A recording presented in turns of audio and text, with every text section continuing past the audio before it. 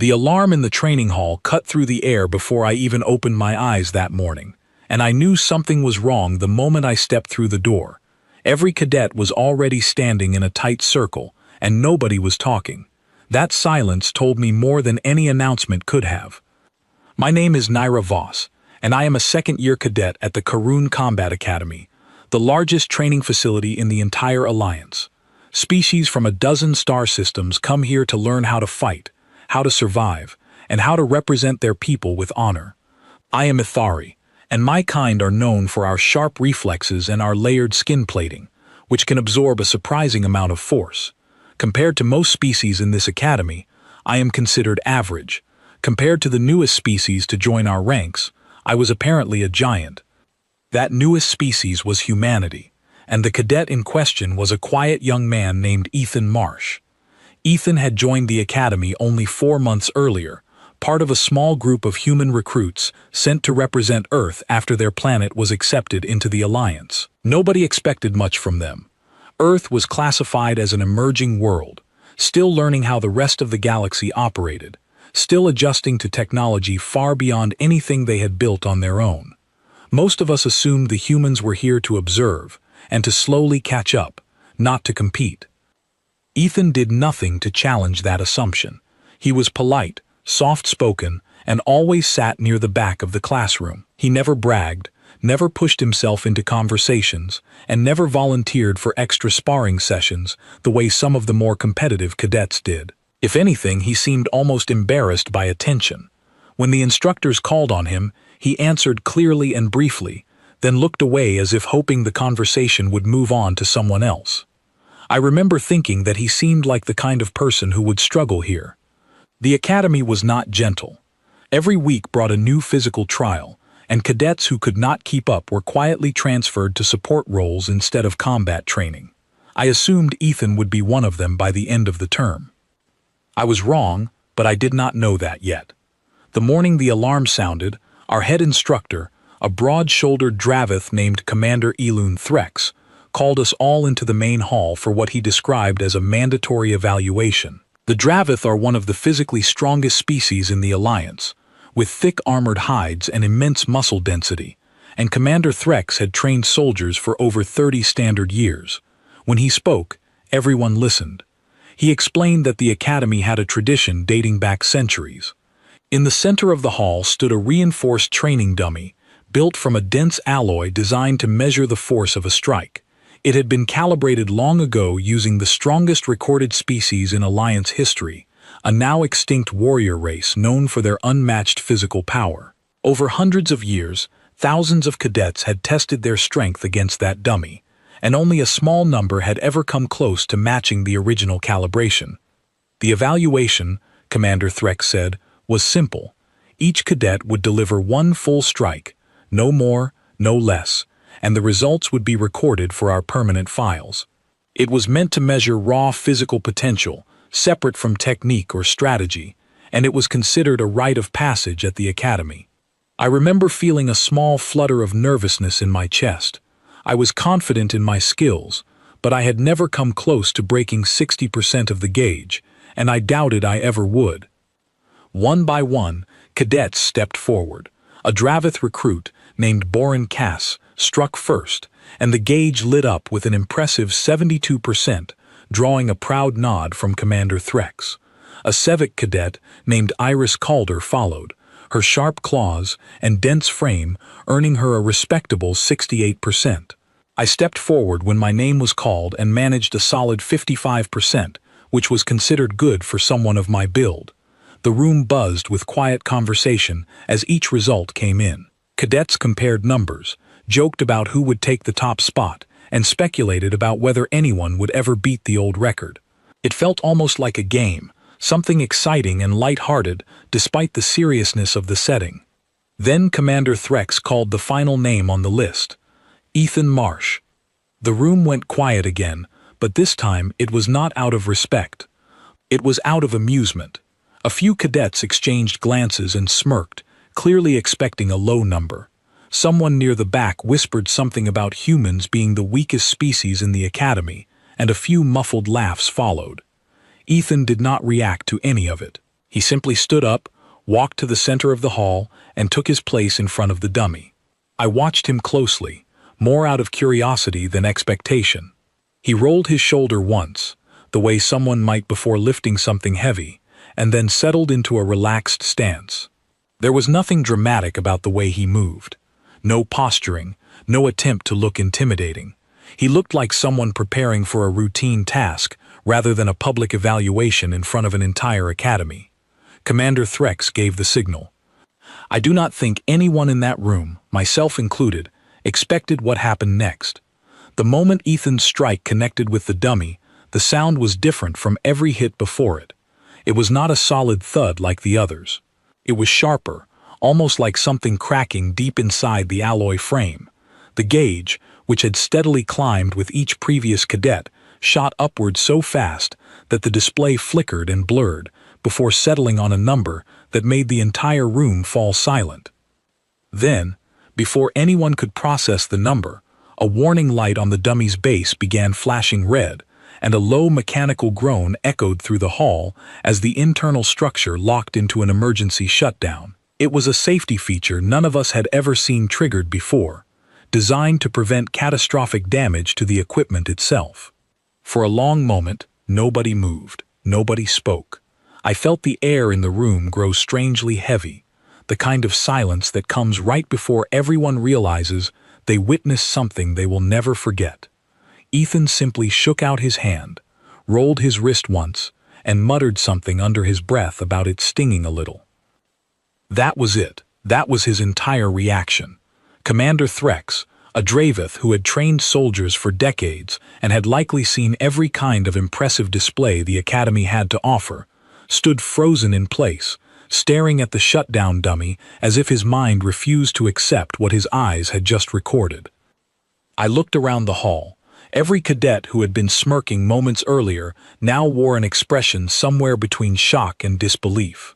Iris Calder, who had proudly claimed the second highest score of the day, stared at the flashing warning light with her mouth slightly open.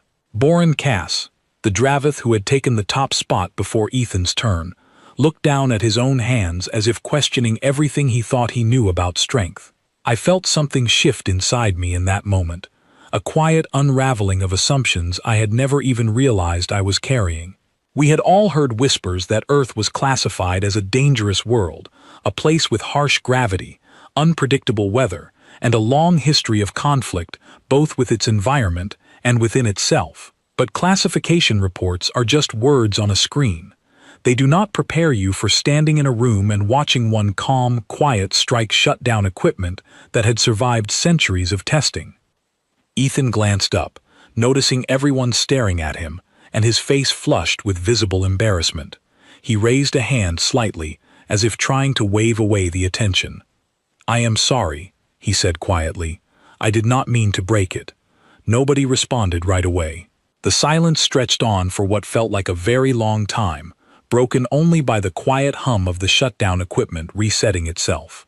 Commander Threx finally cleared his throat and stepped forward, his usual commanding presence replaced by something closer to careful curiosity. He asked Ethan to confirm that he had struck at full effort, and Ethan nodded, still looking uncomfortable with all the attention directed at him. "I held back a little," Ethan admitted, glancing around at the technicians already rushing toward the dummy to check its systems. "I did not want to damage anything." That single sentence hung in the air long after he said it, and I remember feeling a chill run down my spine, not from fear exactly, but from the sudden understanding that everything I thought I knew about strength and weakness in this academy might need to be reconsidered from the ground up. None of us realized it yet, but that one strike was about to change everything. Word about what happened in the training hall spread through the academy faster than any official announcement ever could. By the time evening classes began, cadets from every wing were whispering about the human who had broken equipment that had survived centuries of testing without so much as a scratch. I sat in the dining hall that night, picking at my food while listening to the conversations happening around me. A group of Civic cadets at the next table argued over whether the dummy had been faulty. A pair of Dravith recruits insisted there must have been some kind of technical error, because no cadet from a species as physically unremarkable as humanity could possibly generate that much force. I understood their disbelief. I had felt the same way standing in that hall, watching the gauge spike and the shutdown lights flash red. But I had also seen Ethan's face. I had seen the genuine embarrassment in his expression, the way he apologized for breaking equipment rather than celebrating a record. That was not the reaction of someone who had gotten lucky or someone secretly proud of a technical glitch. That was the reaction of someone who had simply done what felt normal to him and was surprised by how everyone else responded. I decided that night to look deeper into something I had only skimmed before: the original planetary survey report on Earth. Every member species had one on file, a document compiled by Alliance scientists during first contact, meant to give the rest of the galaxy a basic understanding of a new world before formal integration began. I had glanced at Earth's report months earlier out of simple curiosity when the human cadets first arrived, but I had not thought much of it at the time. That night, I pulled it up again and read it properly. The numbers were strange in a way I had not appreciated before.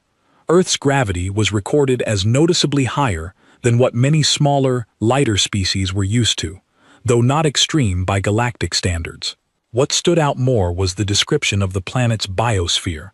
Report after report noted an unusually high density of large predators across nearly every landmass, along with a wide range of extreme climates, from freezing poles to dense humid regions filled with dangerous wildlife. There were notes about diseases, natural disasters, and long stretches of recorded history describing conflict between human societies themselves. At the very end of the survey, almost as a footnote, one Alliance scientist had written a short comment. He stated that humanity appeared to have developed under conditions significantly harsher than most other known intelligent species, and that further physical evaluation was recommended before formal integration into shared training programs. I remembered reading that line the first time and dismissing it as bureaucratic caution. Sitting there that night, having watched Ethan's strike shut down centuries-old equipment, that same line felt less like caution and more like an understatement written by someone too careful to sound alarmed.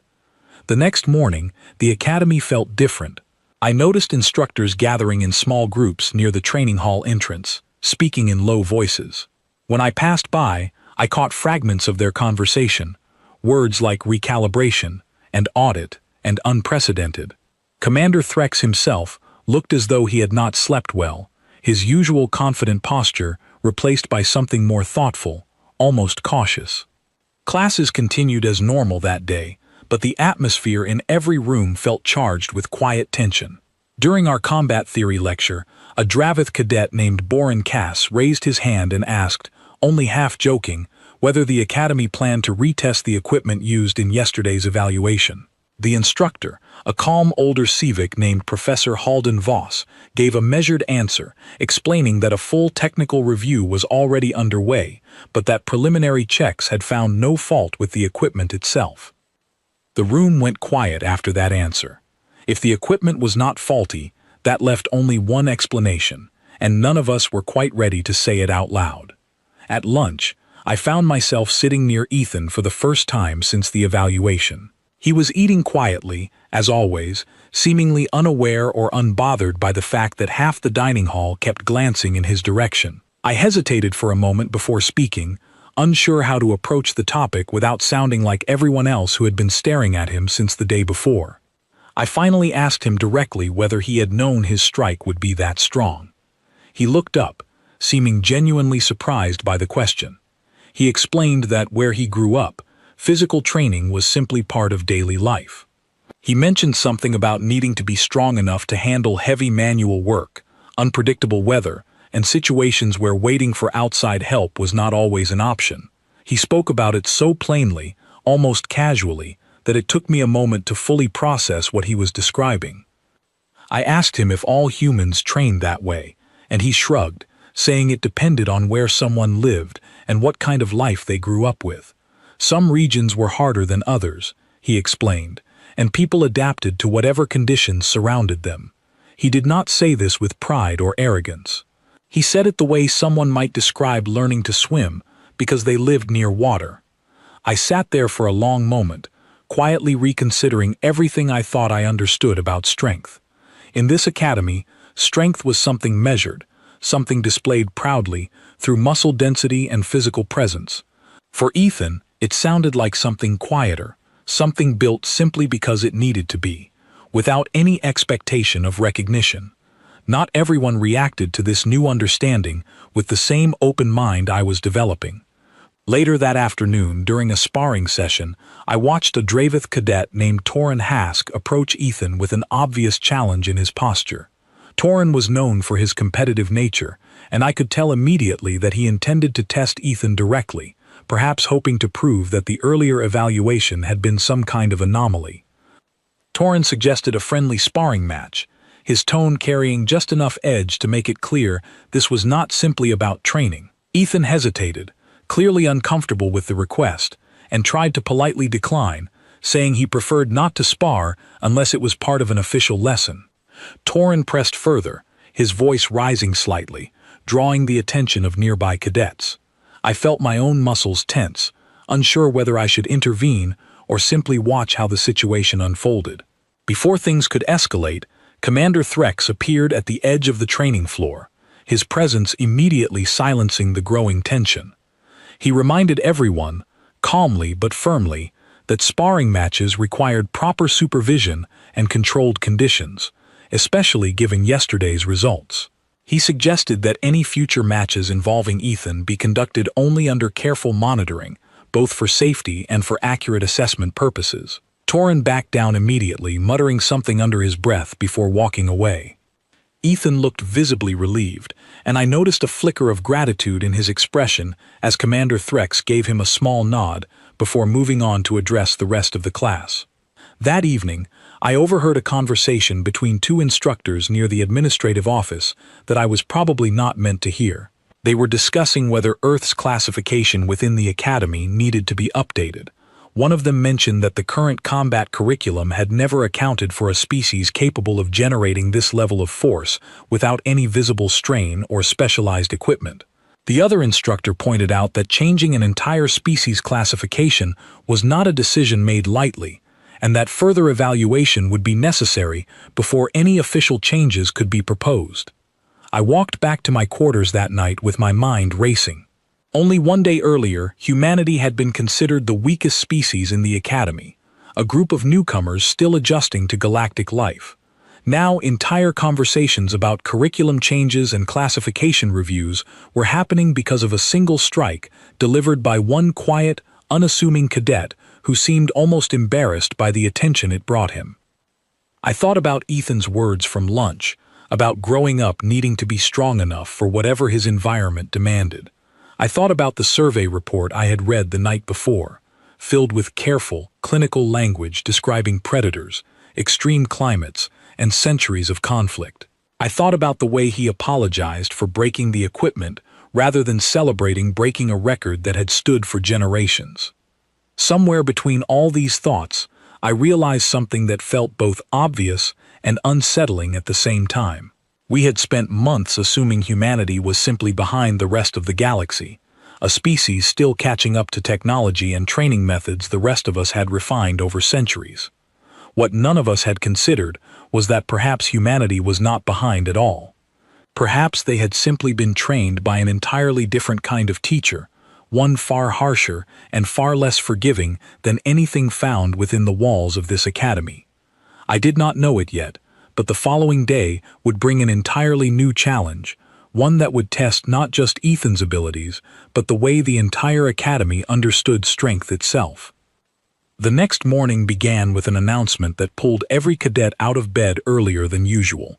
A message from the Academy Council appeared on every terminal, requesting that Ethan Marsh report to the main science wing for a full physical evaluation.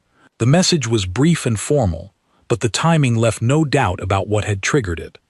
I was not scheduled to attend, but curiosity got the better of me, and I found a reason to walk past the science wing that morning, hoping to catch a glimpse of what was happening inside. Through the wide observation windows, I could see a small team of researchers setting up equipment I did not recognize, along with several familiar diagnostic scanners used for standard physical assessments. Ethan sat quietly on an examination platform, wearing a simple monitoring suit covered in small sensors. He looked mildly uncomfortable, glancing occasionally toward the door, as if hoping this would all be over quickly. A senior researcher named Dr. Amara Voss, a calm and precise civic scientist known throughout the academy for her careful methods, stood nearby, reviewing a display of incoming data. I lingered near the window longer than I probably should have, watching as the team ran through a series of tests. They measured his grip strength using a calibrated device that had never before recorded a number outside a specific narrow range for any species tested at the academy. When Ethan gripped the device at what appeared to be a relaxed, unremarkable effort, the display flashed a number that caused two researchers to exchange a quick, startled glance. They moved on to reaction time testing next, a simple exercise involving a series of randomly triggered lights that required an immediate physical response. Most cadets, myself included, typically responded within a range considered respectable for our species. Ethan's results came back consistently faster, not by a small margin, but by a difference significant enough that Dr. Voss had the researchers repeat the test twice more to confirm the readings were accurate. I noticed something else as I watched through the glass. Throughout the entire session, Ethan remained almost apologetic in his demeanor, repeatedly asking if the results were normal, seemingly unaware that every test he completed was quietly reshaping the assumptions of everyone observing him. The most striking moment came during an endurance evaluation, where cadets were typically asked to hold a controlled physical position under increasing resistance until reaching their limit. Most species reached noticeable strain within a predictable time frame, and the test rarely lasted longer than a few minutes for even the strongest recruits. When it was Ethan's turn, the resistance climbed steadily higher, well past the point where previous top performers had needed to stop.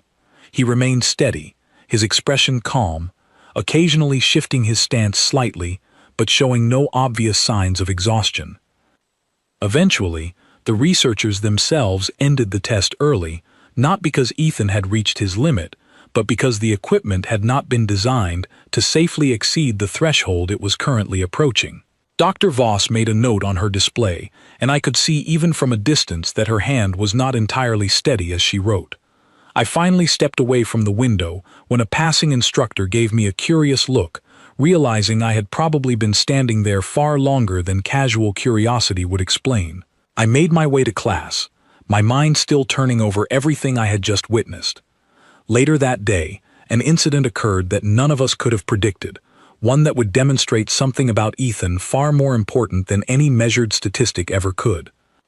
Our afternoon session was held in the secondary training hall, a large chamber equipped with an artificial gravity system used to simulate different planetary conditions during advanced physical drills.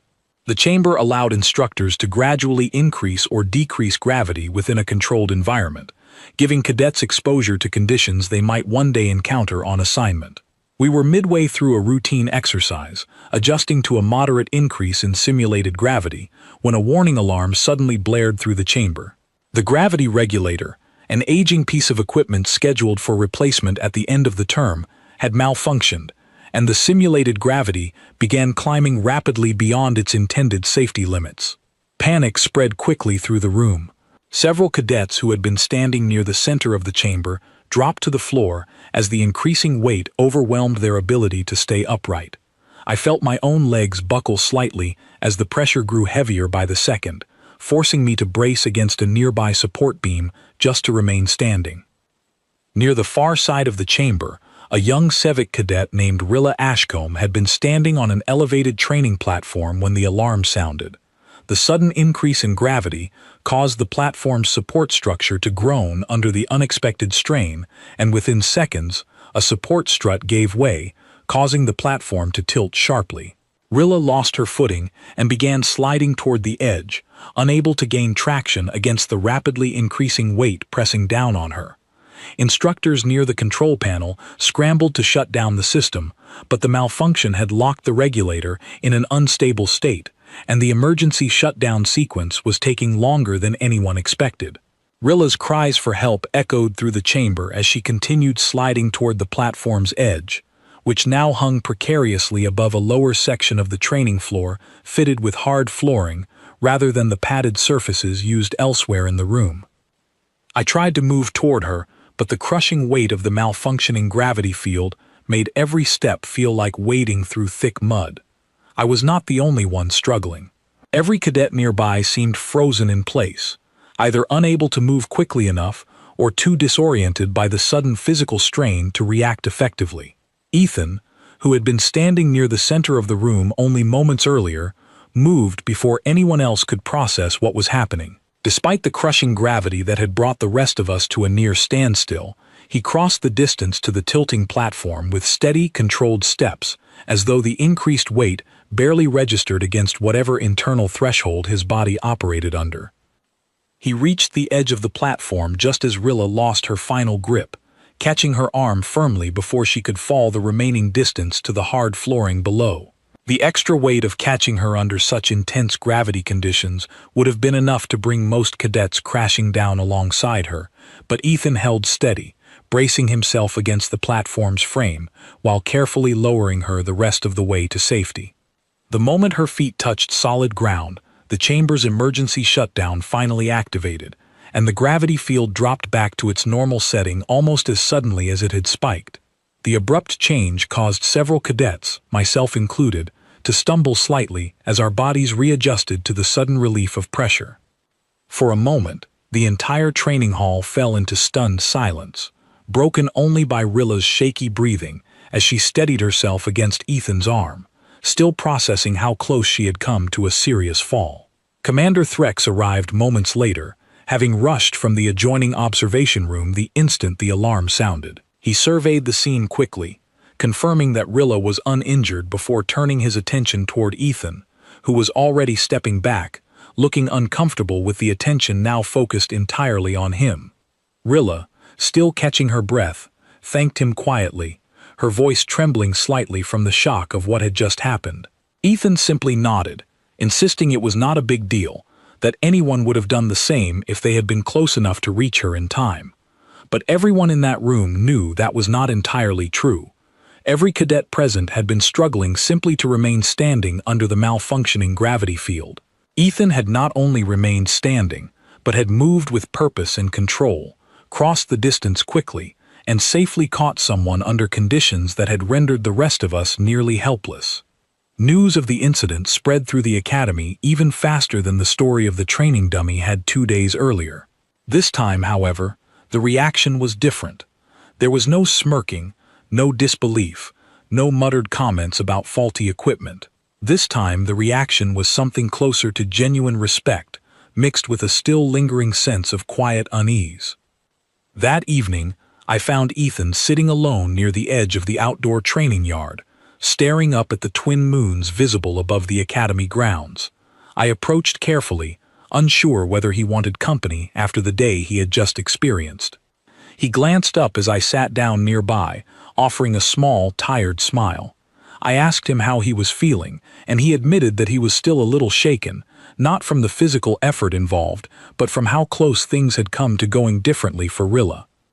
I told him what I had witnessed, how every cadet in that chamber had struggled simply to stay upright, while he had moved as though the increased gravity barely affected him at all. He was quiet for a long moment before answering, explaining that back on Earth, gravity itself was simply part of daily life, something bodies adapted to without much thought. He mentioned that some regions of his homeworld experienced extreme weather events that required people to move quickly and decisively under difficult physical conditions, sometimes needing to help others reach safety within seconds rather than minutes. He spoke about it plainly, without any trace of pride, as though describing something as ordinary as learning to walk. Yet with every word, I found myself understanding a little more clearly why the Alliance scientists who compiled that original survey report had chosen their words so carefully all those months ago.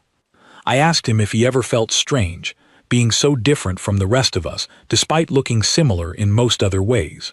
He considered the question for a while before answering, admitting that he had always known humans were considered late arrivals to galactic society, and that most species probably assumed Earth had little to offer beyond curiosity value.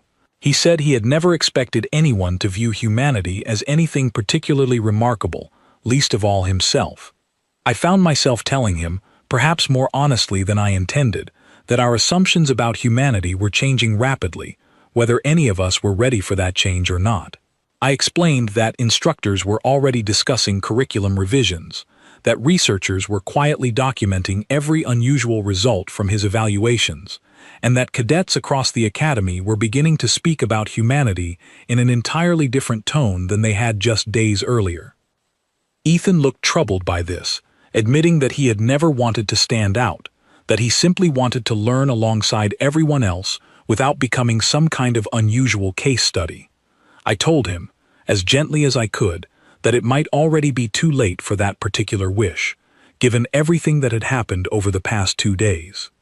We sat together in comfortable silence for a while longer, watching the moons rise higher above the training yard, both of us aware that something fundamental had shifted within the academy, even if neither of us could yet predict exactly where that shift would lead.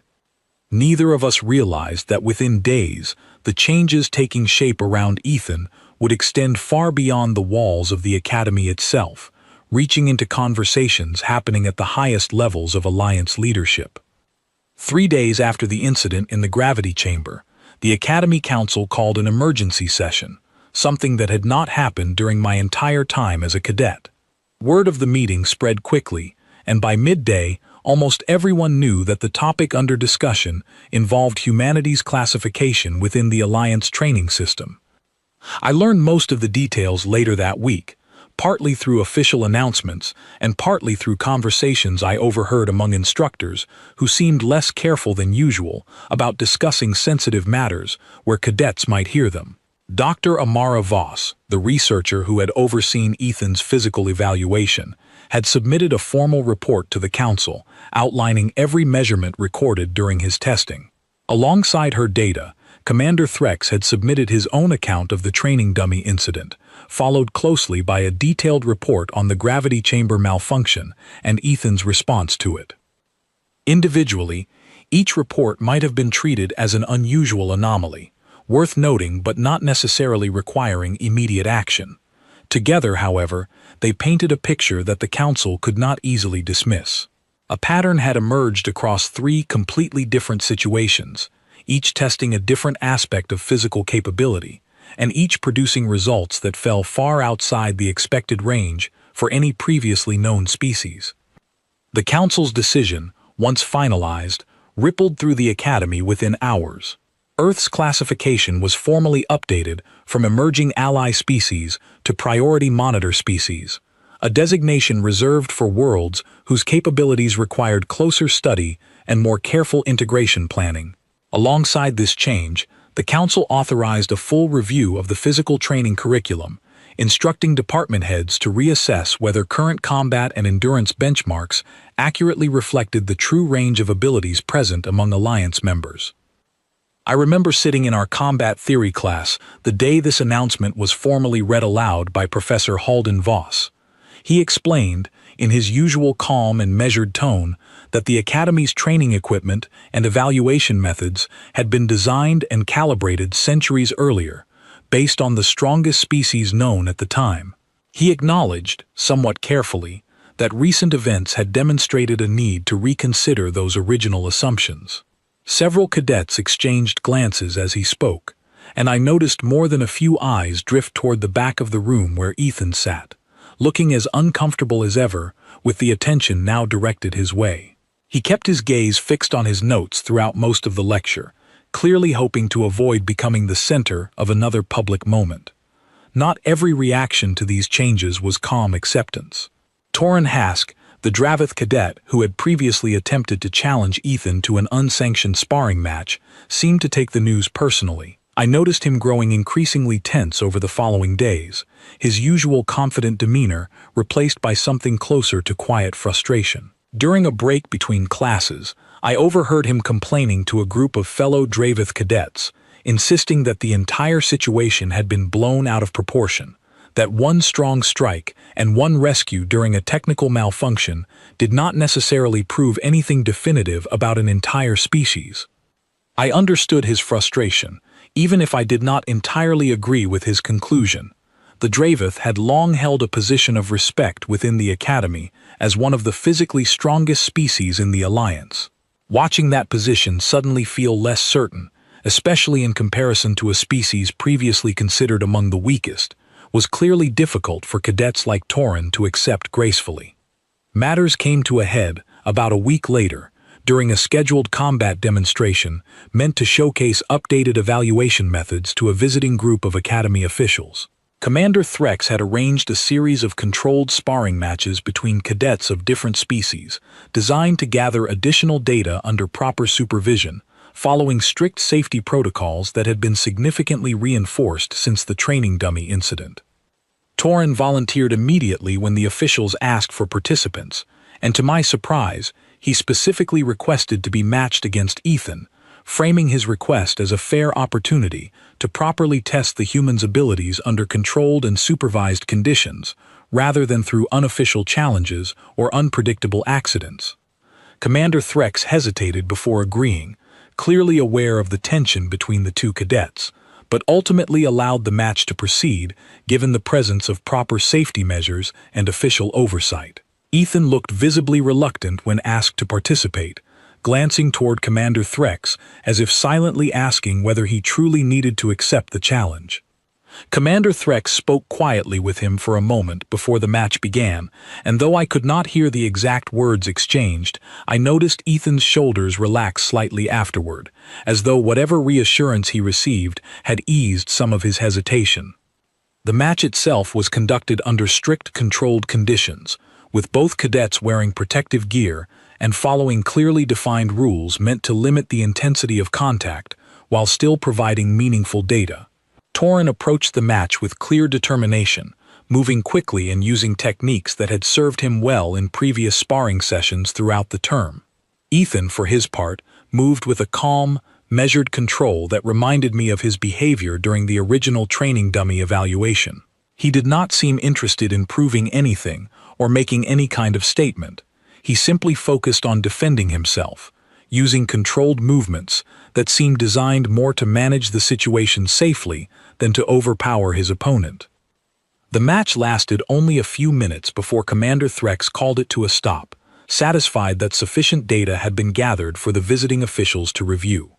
Neither cadet had been declared a clear winner in the traditional sense, since the controlled format prioritized safety and measurement over decisive victory. However, the data collected clearly showed that Ethan's reaction times, controlled strength output, and physical endurance throughout the match consistently exceeded Torin's, even though Torin had trained his entire life specifically for physical combat performance. Afterward, I watched Torin remove his protective gear slowly, his expression a complicated mixture of frustration and something closer to grudging acceptance. He approached Ethan briefly before leaving the training floor, and though I could not hear their full conversation, I saw him extend a hand toward Ethan, who accepted it with a small, relieved smile. Later that day, I asked Torin directly how he felt about the results. He admitted, somewhat reluctantly, that he had expected to prove the earlier incidents were exaggerated or circumstantial. Instead, he found himself facing clear evidence that reinforced everything the Academy had already begun to suspect. He said it was difficult to accept, having spent his entire life believing his species represented the pinnacle of physical capability within the Alliance, but he acknowledged that ignoring clear evidence simply because it challenged his assumptions would make him a poor cadet and an even worse future soldier. I respected his honesty, even if it had taken a public demonstration to bring him to that conclusion.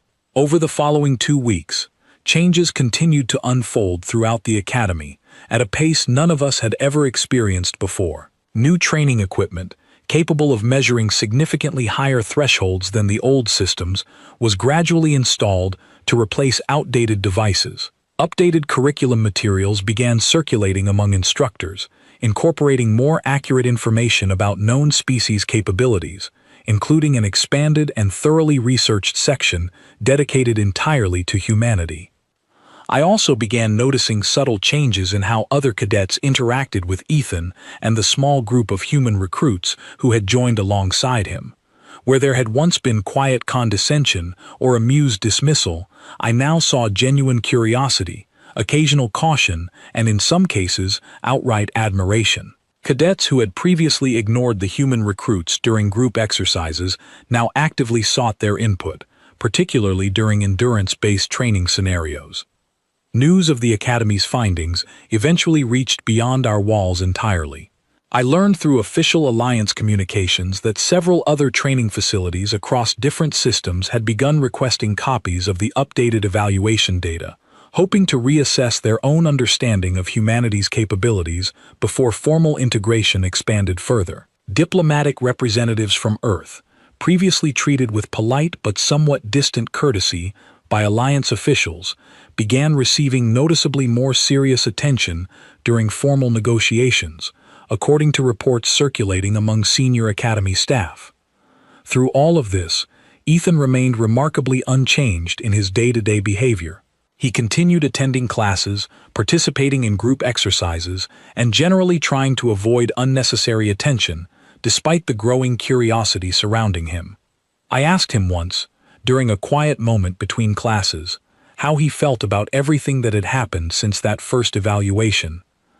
He admitted that he still felt somewhat overwhelmed by all the attention, explaining that where he came from, most people simply lived their lives without much thought, given to how their physical abilities compared to others around them. He said it felt strange being treated as some kind of remarkable example, when in his mind he was simply an ordinary person who had grown up under conditions that happened to build a certain kind of resilience. I told him, as honestly as I could, that his ordinary might be considered remarkable almost everywhere else in the Alliance, and that perhaps it was worth considering that humanity's understanding of ordinary and the rest of the galaxy's understanding of ordinary were simply built on very different foundations. He seemed to consider this quietly for a while before offering a small, thoughtful nod, admitting that he had never quite thought about it in those terms before. Neither of us realized, in that quiet conversation, just how far-reaching the consequences of that single strike would eventually become, not just for the Academy, but for how the entire Alliance would come to understand humanity's place among the stars. 6 months passed before I truly understood how much the Academy had changed since that single strike shattered a centuries-old record. Standing in the same training hall where it had all begun, I found it strange to remember how differently that room used to feel. The old training dummy, the one that had shut down entirely under Ethan's strike, had long since been replaced by a new generation of testing equipment, built specifically to handle a far wider range of physical output than the previous system had ever accounted for. The updated device now displayed results on a completely revised scale, one that no longer assumed any single species represented the upper limit of possible strength within the Alliance. Beyond the equipment itself, the entire structure of physical training at the Academy had shifted in ways I could not have imagined during my first year here. Where once instructors relied on outdated benchmarks established centuries earlier, the curriculum now incorporated regularly updated data, drawn from ongoing evaluations across every member species. Human recruits, once treated as an afterthought within the training program, had become a central part of ongoing research into resilience, endurance, and adaptability under extreme conditions. I often found myself reflecting on how quickly assumptions could be overturned once genuine evidence forced everyone to look past comfortable, long-held beliefs. For centuries, strength within the Alliance had been measured almost exclusively through physical size, muscle density, and outward displays of power. Species like the Draveth had built entire cultural identities around this understanding, taking pride in their status as the physically strongest known race. Humanity's arrival disrupted that understanding in a way nobody had anticipated. It was not that humans possessed unusually large muscles or imposing physical stature. If anything, most humans I had come to know appeared unremarkable in size compared to species like the Draveth or even my own people. What set them apart was something far less visible, a kind of deep, adaptive resilience built through generations spent surviving on a world that offered little patience for weakness. I thought often about the survey report I had read, that first night after witnessing Ethan's strike, the one describing Earth's harsh gravity, dangerous wildlife, unpredictable climate, and long history of internal conflict. At the time, those details had seemed like distant clinical facts, disconnected from any real understanding of what they actually meant for the people living through them. Having spent months getting to know Ethan and the growing number of human cadets who had since joined the Academy, I finally understood what those numbers truly represented. Humanity had not developed their resilience through careful, controlled training programs designed specifically to build strength. They had developed it simply by surviving, generation after generation, under conditions that demanded constant adaptation. Where other species evolved within relatively stable, forgiving environments, humanity had been shaped by a world that offered no such comfort, forcing every advantage they now possessed to emerge from necessity rather than convenience. Ethan himself had changed very little throughout all of this, at least in terms of his personality. He remained quiet, humble, and somewhat uncomfortable with the ongoing attention his abilities continued to attract. He had, however, grown noticeably more confident in group settings, gradually opening up to fellow cadets who approached him with genuine curiosity rather than mockery or suspicion. I remember one afternoon, sitting with him near the training yard, watching a new group of first-year recruits practicing basic combat drills nearby. Among them was a small group of human cadets, the newest arrivals from Earth since Ethan and his original cohort had joined the Academy. I watched as several other species cadets approached them, not with the dismissive attitude that had once greeted Ethan, but with a kind of respectful curiosity, occasionally asking questions about training methods or physical conditioning back on their homeworld. Ethan smiled slightly as he watched the scene unfold, admitting that it was strange seeing new human recruits treated so differently from how he and his fellow cadets had been received just months earlier. I told him that his experience had fundamentally reshaped how the entire Academy understood humanity, whether he had intended that outcome or not. He shook his head slightly, insisting that he never set out to prove anything or change anyone's perception. He said he had simply done what felt normal to him, both during that first evaluation and later during the gravity chamber incident. I reminded him that sometimes the most significant changes happen exactly that way, not through deliberate effort to prove a point, but through quiet, honest actions that gradually force everyone else to reconsider their assumptions. The changes extended well beyond the Academy itself over those months. I learned through official communications that several Alliance member worlds had begun formally requesting updated cultural and physical exchange programs with Earth, eager to better understand a species whose true capabilities had been so significantly underestimated during initial integration. Diplomatic discussions that had once treated Earth's representatives with polite but somewhat dismissive courtesy now carried a noticeably more serious tone, according to senior instructors who occasionally shared updates during our advanced training sessions. Commander Threx himself had changed in subtle ways since those first eventful weeks. Where he had once approached training with the confident assumption that centuries-old methods remained perfectly adequate, he now regularly emphasized the importance of questioning established assumptions, using the events surrounding Ethan as a recurring example during his lectures. He often reminded newer cadets that true strength could not always be measured by outward appearance alone, and that history had repeatedly shown the danger of underestimating any species based solely on initial impressions. I found myself repeating similar lessons to newer cadets who arrived at the Academy long after the initial incidents had become something closer to institutional legend.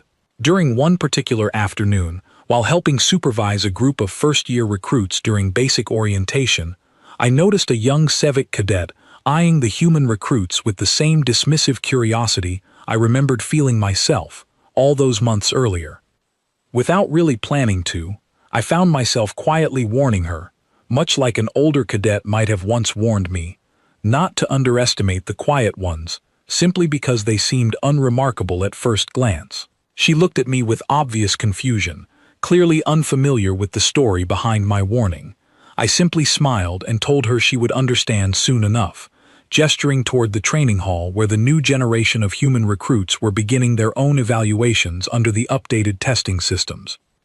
As the months continued to pass, I began hearing occasional updates about how other Deathworld-adjacent species across the Alliance had started reaching out more actively toward Earth's diplomatic representatives, curious about shared experiences of surviving harsh, unforgiving homeworlds.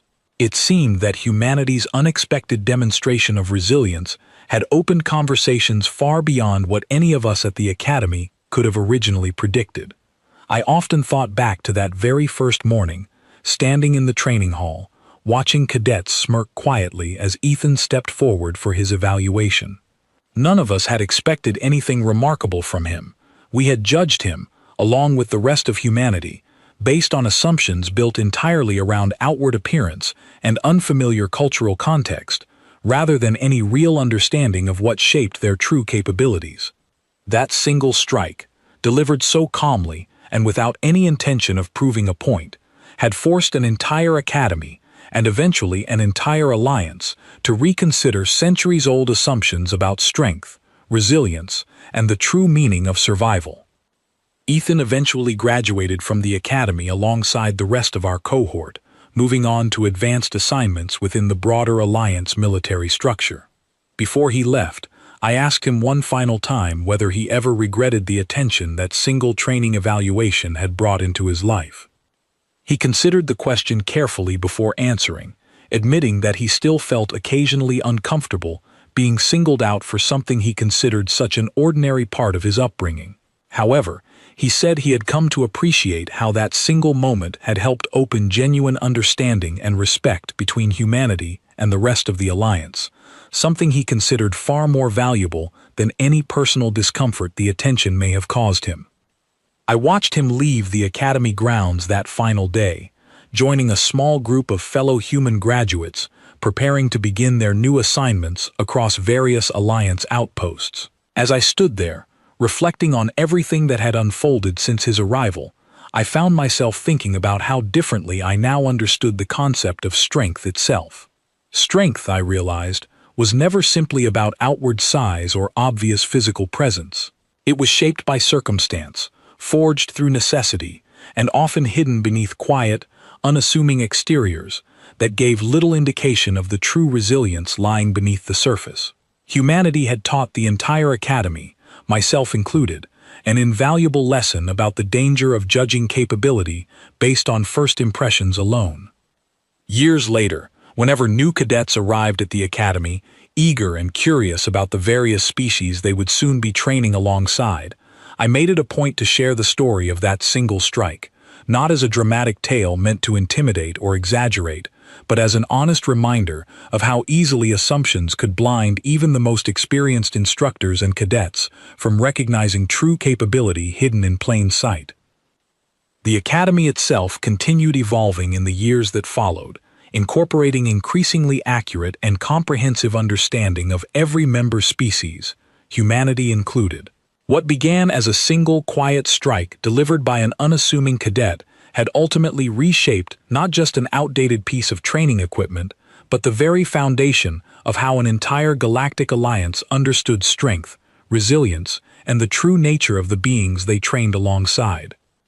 And every time I watched a new group of human recruits step onto that training floor, I found myself quietly smiling, remembering the day one calm, ordinary strike changed absolutely everything,